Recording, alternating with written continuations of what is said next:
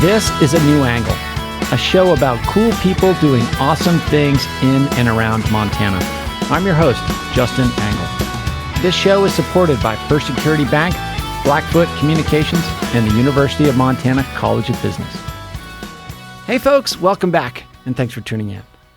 Today, I am speaking with Heidi Wallace and Rajiem Seabrook of EmpowerMT, an organization dedicated to creating a more just and inclusive world through leadership development and education. We meet people where they're at and without judgment, but instead trying to find those areas where we can build connection. And with how divisive our state is right now, politically, socially, it's essential that we create opportunities to foster that understanding. Heidi serves as Executive Director, and Rajiem is Director of Equity and Impact. Heidi, Rajiem, thanks for joining me. Thanks for having us. Thank you. So tell us, where did you grow up and what did your parents do? Heidi, let's start with you. Well, I was born in Wolf Point, Montana, Okay. which is where all my mom's family is from.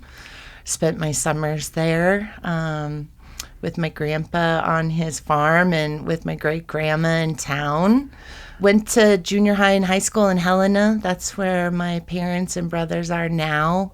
But in between that, it was Belgrade, Lincoln, Great Falls. Wow. But yeah, rooted in Montana. Very good. My dad grew up in Helena. He is a carpet layer, hardwood floor layer. They're kind of in retirement now. Mm-hmm. My mom worked in social work, ran the senior companion program in Helena. She's a Jinshin Jitsu practitioner now, Wow. and they're trying to slow down and be grandparents and love life. Super. Rajiem, how about you? Originally from New York City, Mm-hmm. spent half my life here in Montana. Both my father and my stepfather were recording engineers. My stepdad, more notably, has been nominated several times and has won. And then my mother is a special advisor to the Chancellor of the Board of Education in New York. And then she also runs the Louis Vuitton store in New York, just for, bells and whistles. What were you talking about when you were counting these nominations for which your father was involved in? He digitally remastered the entire Jascha Heifetz collection. Okay. That's what he won a Grammy for. And then his other was his work that he did on the Broadway score and musical for Bringing the Noise, Bringing the Funk. And he's done a bunch of other things. Very bedazzled master engineer in the world of music and recording. Very well-respected person. Gosh, well, we could do a series of podcasts on the bio of the both of you, but I'd love to just jump right into EmpowerMT and the great work that you and your colleagues do. Heidi, what is EmpowerMT? How did it come to be? EmpowerMT, we're a nonprofit. We serve Montana and beyond. We're celebrating 25 years as a nonprofit serving our mission, which is to create a just and inclusive society. Not a small mission. Mm-hmm. How we go about that is really by empowering individual and institutional leadership to correct systemic inequities, to strengthen communities, to end mistreatment. And we have 3 areas of work: youth and schools, businesses and organizations, and then a community bucket. Okay. And Rajiem, just to talk about how you plug into the organization. I do much of everything that Heidi says. I always like to say I'm the Robin to the Batgirl, or the kickstand on this one's Harley. I do more of the community adult side of things. Okay. So I'm very, very right now steeped into the political aspect of our community. I was appointed by many people to be one of the tri-leaders for the Jedi Task Force, which is now the official Jedi Advisory Board. And what it all entails is having the county officials, city officials, and the mayor, the office of the mayor, be involved with community members who sit on this advisory board to give light and voice and amplification of the needs of our citizens who are more marginalized. And that could be whatever your whatever your determining factors are and how you identify. A lot of our identities here in our community are marginalized, and laws and procedures and things are passed without thinking, how is this going to impact? So this advisory board will speak to those people who normally don't have the voice, or sometimes don't have the privilege of being able to take time off of work to give voice to those things. Right. So having this advisory board speak for the people before certain things are passed, because sometimes when things are passed, the ramifications are less than positive. Being able to give strength back to the people before all these broad sweepings take place and come into fruition. And you mentioned the term Jedi there. That might be a term. Listeners are probably familiar with DEI, but how does Jedi take it one step further? What does that stand for? Well, a long time ago in a galaxy far, well, far I away. wanted to avoid that association. No, not at all. It's an acronym for justice, equity, diversity, and inclusion. So you add the justice piece. And Heidi, let's segue to you, because you said the mission of the organization is to create a more just society, an inclusive society. So how do you define those terms? What is justice and what is inclusivity in the view of you and your organization? Rooted in all of our work is the value of belonging, and ensuring that every person feels valued, feels that their voice matters, and that they have a pathway to use that to, contribute to their success in life, success in school, academically, socially, emotionally, economically. And so that's really the root of our work, is fostering belonging and really amplifying that individual leadership, whatever that looks like. What does belonging look and feel like for a kid? You do a lot of youth programs. How do you, when you enter into an engagement with a youth-oriented organization, a school, club, whatever, how do you even help them understand what belonging means?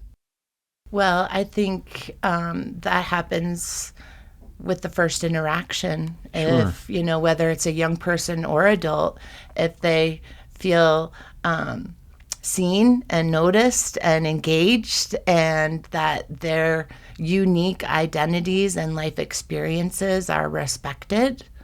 We have affinity groups for LGBTQ youth, for middle schoolers, and another group for high schoolers. And we also have an affinity group for Black, Indigenous, and youth of color. Rajiem's one of the mentors for that. And to witness seeing young people where they see themselves in others, where they can see adults and mentors who have similar experiences, where they don't have to put up walls, where they can just fully be themselves. That to me is belonging. And how does that work in the adult space? Exactly the same. Okay. I think that the older we get, sometimes the less we're heard from. Yeah. Because we don't have time. We've got to pick the kids up from soccer. We got to get to karate. We got to get to ballet. We got to get to Albertsons and the good food store. Yeah. And sometimes you don't have that opportunity. It exists, but it doesn't always materialize. And, having things like the advisory board or organizations like Empower Montana helps give voice to those people. It helps give a chance to be heard and to speak to the things that either create a great success or present a great challenge. And we do that in ways that really incorporate looking inward first before looking outward. Because I can tell you all the things I know about Justin Angle, but can I apply them to Rajiem Seabrook, right? Yeah. As Heidi would say, we're all PhDs and have expertise in judging, but we don't have expertise in understanding. Yeah. And sometimes when you create that understanding, that promotes the now I belong. Now that I belong, I have a purpose. Now that I have a purpose, my well-being is now increased, and so on and so forth. It literally popcorns onto something that creates more positive and productive results for an individual, a community, a city, a nation, a planet. One of the things I admire about your organization is you've been in it for so long. This isn't sort of a recent post-George Floyd, vocabulary-laden effort. You all have been doing this important work for a long time. a question in that vein is in the sort of work to help all people feel like they can belong. How do you do it in ways that don't make the people that have just always felt a sense of belonging feel like they're doing something wrong? We started as a grassroots group here on campus in 1998. You know, a few people were like, wait a minute, there's no organization doing work around anti-racism, anti-homophobia, you know. And I think why we've lasted 25 years is because we meet people where they're at with, you know, curiosity and compassion. And someone's experience, you know, in Northeast Montana is going to be really different from, you know, a student here at the university who's from the East Coast. And really, you know, when Rajiem mentioned, we invite people to first look at themselves. You know, what are your experiences and identities that have shaped your worldview, which also includes your comfort with situations, topics, people, and your confidence working and connecting to those people. And we say this a lot is people don't know what they don't know. And so everything our organization does is without shame or blame. It's maybe you have never had the opportunity to learn about this topic or connect to this human being. How can we build those bridges? You know, I think that's the most beautiful thing about our work is that we meet people where they're at and without judgment, but instead trying to find those areas where we can build connection. And with how divisive our state is right now, politically, socially, it's essential that we create opportunities to foster that understanding instead of pushing people away. Like, we need people to come together and find where do we have the common values? Like, where can we all agree? Can we agree that all young people in Montana should thrive and succeed in life? I think we can agree on that. Like, there's those Montana values, those universal truths that I think we can all get to and then go from there. And so can you walk us through some, like, what this work looks like on the ground? Like, you enter an organization, maybe you're willing to share of a specific experience, but like, how do you start? How do you get people to the table? How do you get them to engage? How do you create these dynamics that you're talking about? Like, what does it actually look like when it's happening? Our whole opening, outside of introductions, is before we get into this work, you have to look at you. Yeah. You have to look at where you're from, who your grandfather was, the school that you went to, the place that you lived in between high school and getting married, and understanding that all those shades, all those experiences shape how you think, shape how you feel. And looking at that and giving yourself that actual sit down time to look at those things without always looking outward sometimes is a challenge for people. It's hard to think about, how did the information from my family shape and mold me in this world? How did that same information misinform me about this world? Yeah. How did that create my biases? How did that create my dislikes? How did that create my interest? And when we put all of that together, all of a sudden you can kind of see that light bulb moment in people's eyes, like their third eye just goes blink, like, oh, I think that way, or I feel that way because I was told, because I was informed, because CNN said this, because MSNBC said that, because my pastor or my rabbi or my shaman said this. And it's like, wait a second, what about where's my authentic engagement? Where's my one-on-one with the world? And then that when that happens, like, this transformative process takes place. I think this way because of my age. I think this way because of my height. I think this way because of my race or my political affiliation. And that changes how you then see the world, because it's like, okay, I need to stop and think about those things. Do you think that makes people then less certain? I could assume that process of interrogating all those sort of pre-existing conditions would could sort of quake your identity in a way. Mm-hmm. But it sounds like the sensibility you try to cultivate as well is a sense of curiosity too. Mm-hmm. Like this, I'm curious about myself, but now I can, Bingo. because I understand myself better, I could be curious about how others have come to be as well. Yeah, I think when you are able to look at yourself honestly and somewhat stringently, Yeah. it kind of changes how you look at other people, because it's like, wait a second, if I have all these narratives, so does Mr. Engel. Yeah. So does Miss Wallace. So does Seth Bodner. Like it changes. Like, okay, before I presume I know you, why don't you tell me about you? Now that I know about you from your perspective, oh my gosh, my outlook on you is different. My outlook on where maybe you and where you are from is different. Maybe my outlook on who you are, where you're from, and people who look like you are now different. Can you please tell me more? As opposed to, I already know about you because Fox News and C-SPAN told me this, or my great-great-grandfather wrote this down in his journal.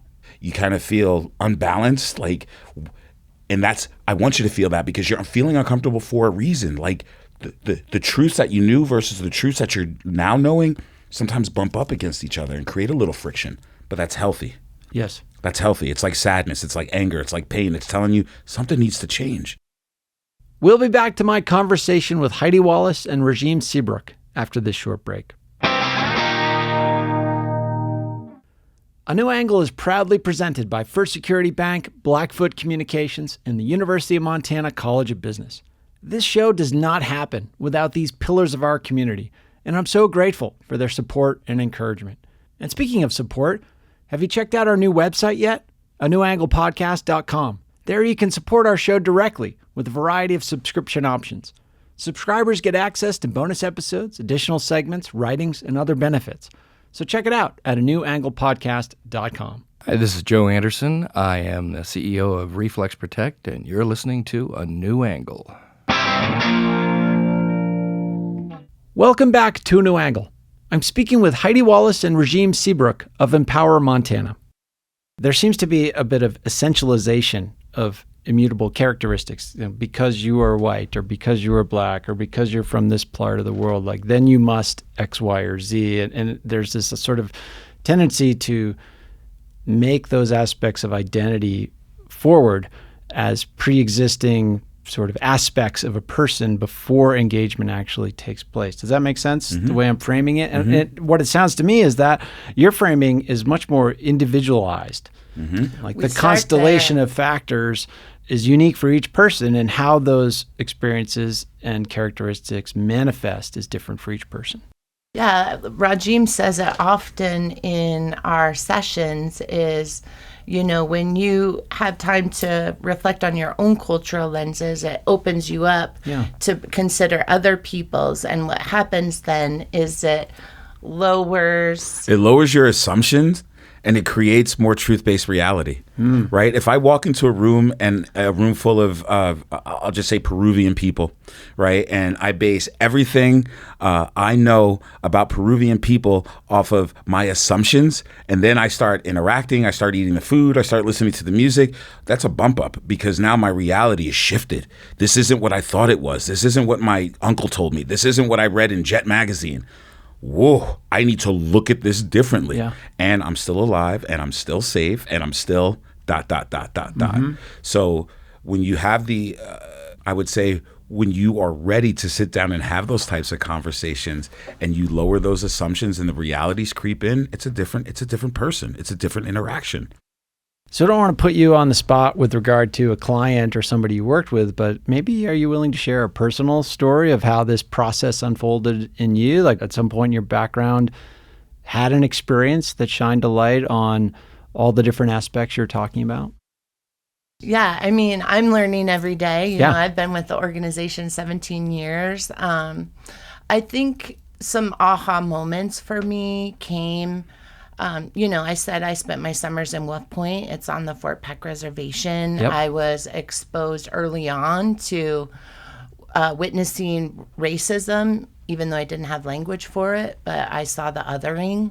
Yeah. I saw the stereotyping, the prejudices. And, I say that planted the seed in me to sort of want to learn more about what that was. But really not until I was here at U of M, studying social work and taking Native American studies classes, did that shift happen for me, where I started to think about, oh, okay, what's my role in this? And, what is oppression?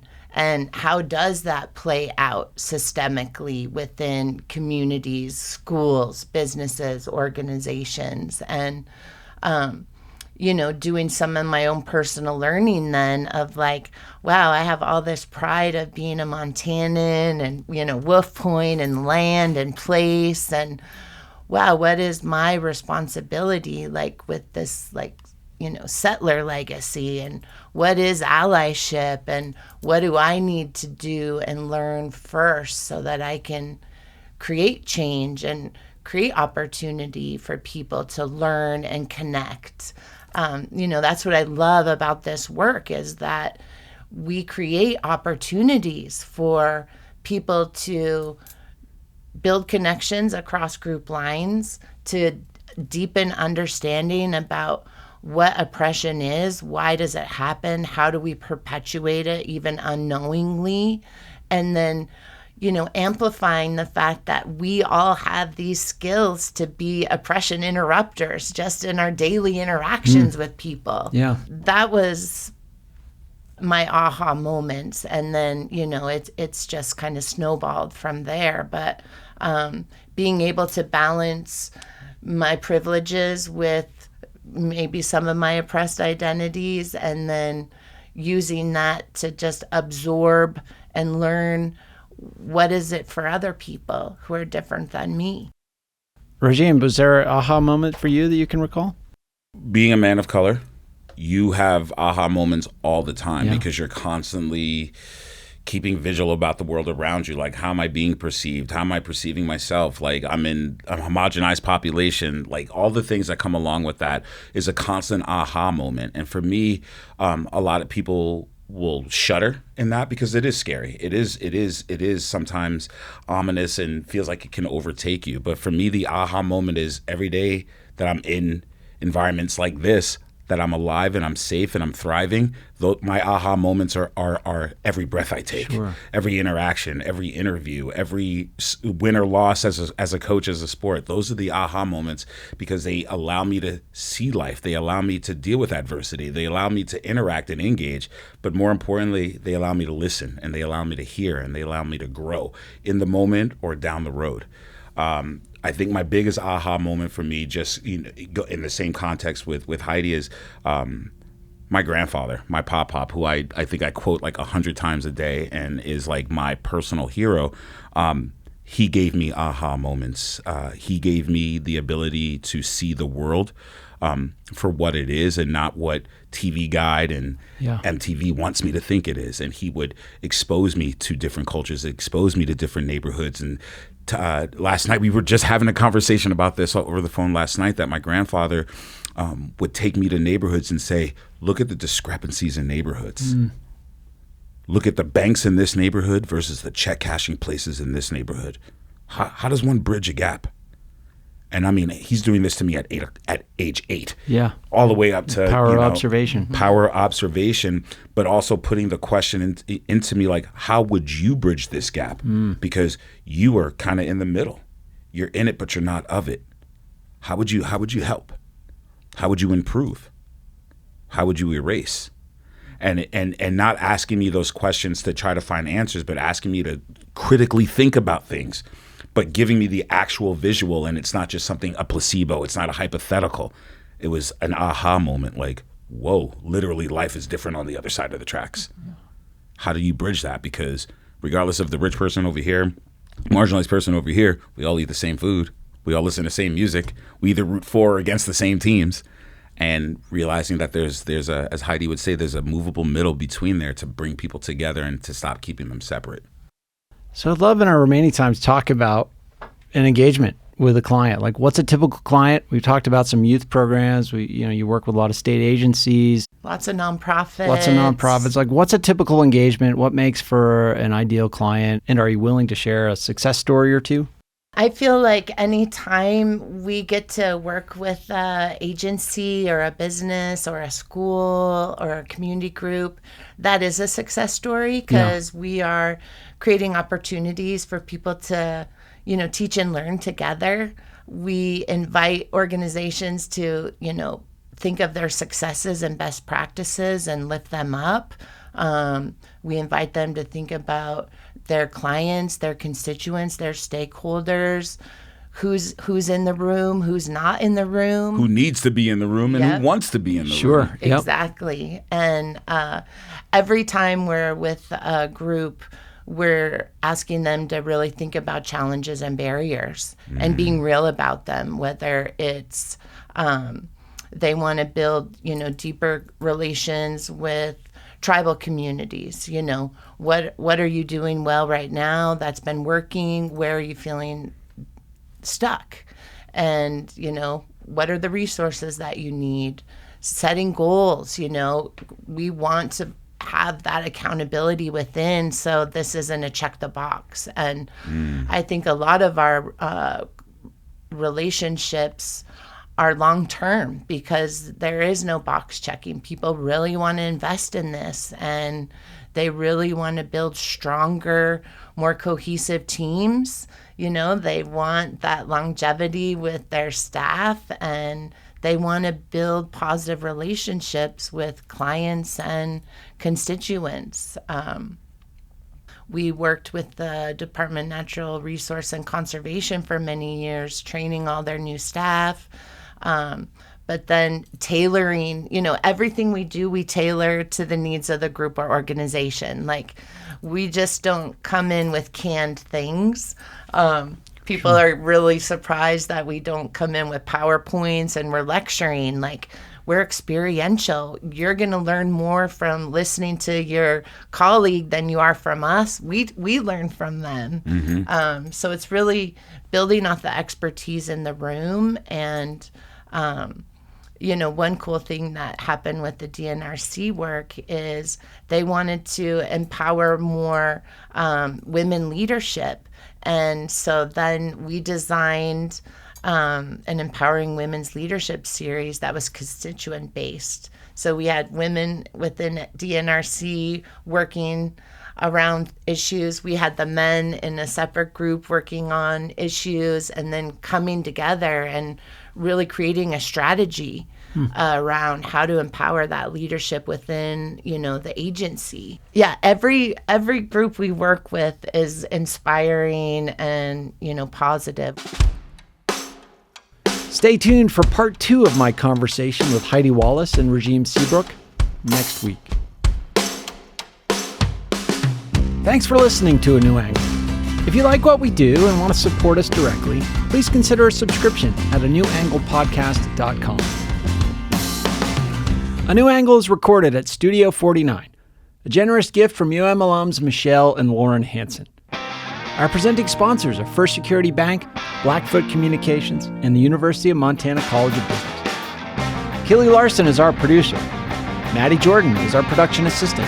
VTO, Jeff Ament, and John Wicks made our music. And Jeff Meese is our master of all things sound. Thanks a lot, and see you next time.